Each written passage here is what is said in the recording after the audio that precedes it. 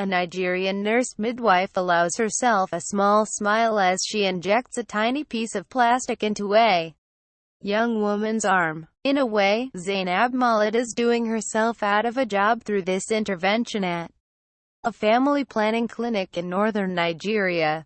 The contraceptive implant she persuaded her patient to get will mean she won't need to deliver the woman's babies for the next 4 years. But for the many women she sees each day, it means fewer mouths to feed and a degree of freedom.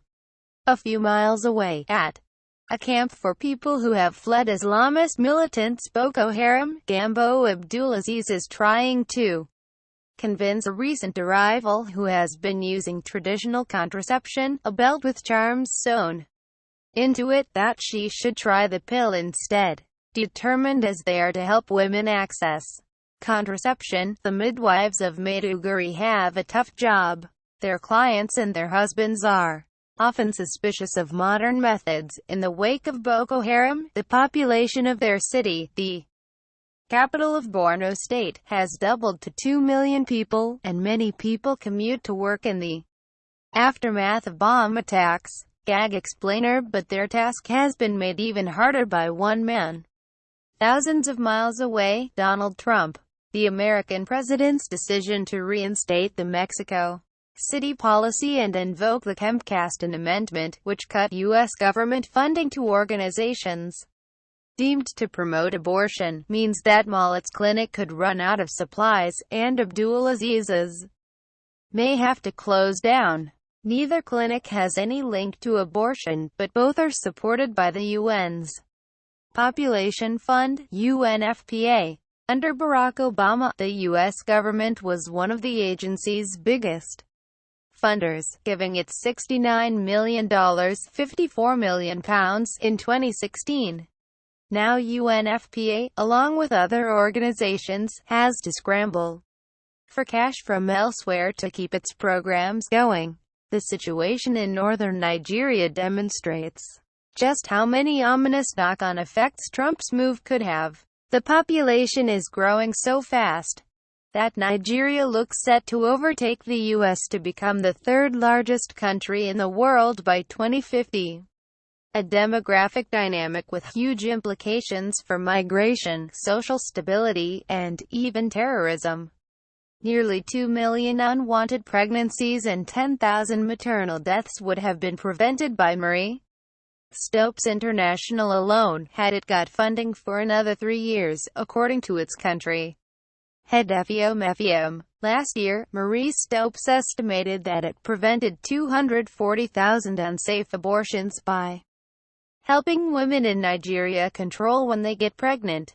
This is going to be really huge, FEM says of the U.S. decision to pull funding. They've been key in strengthening healthcare. It's their funding that allowed us to reach 500,000 women in the past 3 years. Who will bridge that gap? He asks. Chart the woman on Mallet's medical bed getting her implant. 25-year-old Sakina Sani has 2 children, wants 2 more eventually, and intends to put them all through school. She knows from experience that what she can earn selling fried yams will not stretch to educating a big family such as the one she grew up in. Sani has 7 siblings. If I had a daughter, I'd only want her to get married after school, at 20, at the earliest, she says. She would choose her own husband. I wouldn't choose him. My daughter should have a choice. What I went through has influenced me. I would not allow my daughter to be subjected to that. What Sani went through was forced marriage at the age of 12, something not unusual in Nigeria, where 43% of girls are married off before their 18th birthday. Terrified of her 25-year-old husband, she managed to avoid him for the first 2 years of marriage. Eventually, though, he had his friends tie her to the bed and raped her so violently that she was admitted to hospital for days. He later apologized to her and her family, and she forgave him. But what else could I do, she says. She is no longer afraid of him. In fact, he suggested getting the implant, and accompanied her to the clinic, waiting on a wooden bench outside. But she will not allow her own daughters to be sold off for marriage. She is resolute to have only as many children as she can support and put through school. Things have to change, Sani says. Her implant means she can stick to her resolution for another 4 years. But after that, she admits that if the clinic had no supplies, she'd be stumped. I would just give up. What could I do? I'd have to have more children. All I could do is pray harder for God to help feed them. Things will change, but for the worse, according to FEM.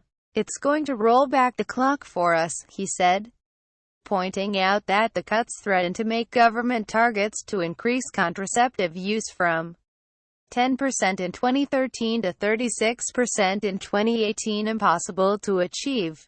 Some say that the large numbers of children born to Nigerian families even affect the country's precarious security situation. The Emir of Kano, a highly influential Muslim leader, recently claimed that the neglected children of poor, polygamous men become recruitment fodder for the likes of Boko Haram. Those of us in the north have all seen the economic consequences of men who are not capable of maintaining one wife marrying four, the Emir, who, as a rich man, has 4 wives, said earlier this year. They end up producing 20 children, not educating them, leaving them on the streets, and they end up as thugs and terrorists. Thoughtlessly having children is something that Mullet sees all the time. Our culture doesn't like family planning, she says.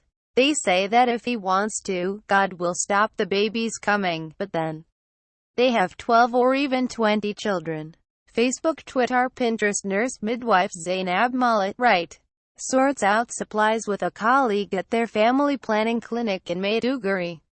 Photograph, Ruth McLean for The Guardian. While the Emir tackles the men, Mullet does whatever she can to get contraception to women, including those who fear being seen at her clinic and labeled promiscuous, or of news getting back to their disapproving husbands.